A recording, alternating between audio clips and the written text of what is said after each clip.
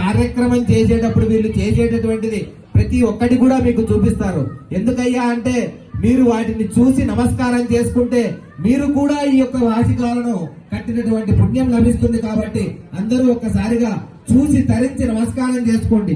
వీళ్ళు మాత్రమే కాదు, మీరు కూడా ఈ కార్యక్రమంలో పాల్గొన్నట్టుగా మీకు పుణ్యఫలం లభిస్తుంది. కాబట్టి మీరు ఒక్కసారిగా అందరికీ ఆ యొక్క భాషికాలను చూపించండి. చూపించిన వాటిని అందరూ దర్శించి నమస్కారం చేసుకోండి. మనస్సులో మీరు కూడా ఆ సీతారామ వారికి వార్షికం కడుతున్నట్టుగా, రామచంద్రుల వారికి వార్షికం కట్టుకున్నట్టుగా మనస్సులో అనుకుంటూ ఉండండి. అయ్యా భాషికాలు కట్టండి. జై శ్రీరామ్.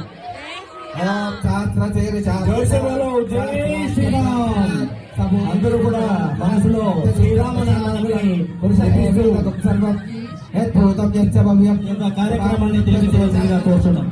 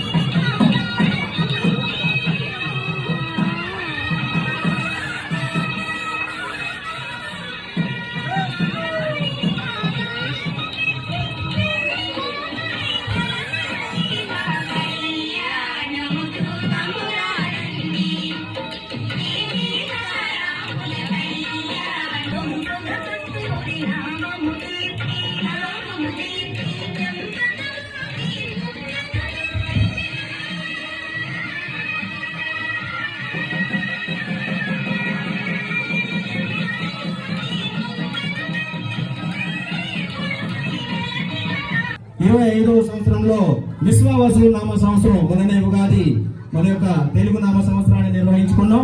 ఇప్పుడు రాముల వారికి యజ్ఞోపవేత కార్యక్రమం నిర్వహిస్తున్నారు. అందరూ గట్టిగా జై శ్రీరామ్. అందరూ కూడా విచ్చేసిన భక్తులందరూ కూడా మరొకసారి గట్టిగా జై శ్రీరామ్. సో అలాంటి మహత్తర కార్యక్రమాన్ని మొన్ననే మోడీ గారు అయోధ్యలో ఈ యొక్క రామ మందిర నిర్మాణాన్ని ఎంత భారీ ఎత్తున నిర్మించారు. ఆ రామ కళ్యాణాన్ని కూడా మనందరం కూడా వీడియోలో అందరూ కూడా లోకమంతా ప్రపంచమంతా కూడా వీక్షించడం జరిగింది. అలాంటి కళ్యాణ ఘట్టాన్ని మనం ఈ యొక్క ప్రాంగణంలో ఇంత అంగరంగ వైభవంగా నిర్వహించుకుంటున్నాం. కాబట్టి ఈ యొక్క కార్యక్రమాన్ని జయప్రదం చేసుకుంటూ రామనామస్మరణ చేయాల్సిందిగా కోరుతున్నాం. అయ్యా ఇప్పుడు స్వామివారికి